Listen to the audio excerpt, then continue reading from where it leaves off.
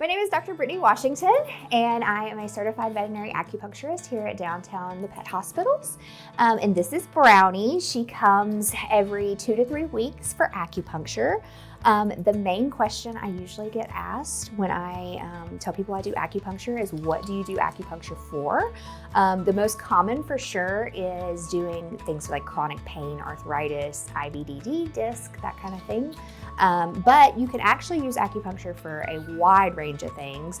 I've used it for chronic GI cases. I've used it for behavior issues, coughing. Yes, here's a very good girl. And so with acupuncture, basically there's points across the body that are called meridians, and they link to different organs and different things in the body that have issues. And each point is connected specifically to another. And what the idea is that when you put that point there, it brings the good mediators, the good inflammatory blood flow to those areas and can help correct pain, can help with the other issues, like I said, like GI and that kind of thing. The second question I get asked is, do animals actually tolerate it? And these needles are extremely tiny, so most animals don't even feel them. They're almost like a hair. And so my first point is always the permission point. We have to ask permission to do it. And as you can see, Brownie does not care.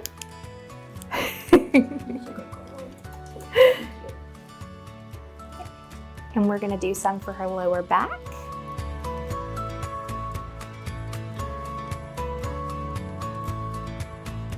And then we're also going to do some in her hips. And I just feel for the landmarks. With Brownie, she's perfect because her spots are in my landmarks.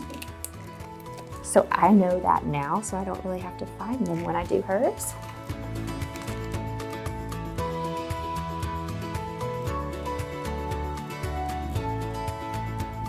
And probably the third question I usually get asked for these guys is, do they keep their needles in? And for the most part, yes. Occasionally they'll shake and knock some out and turn into a little porcupine.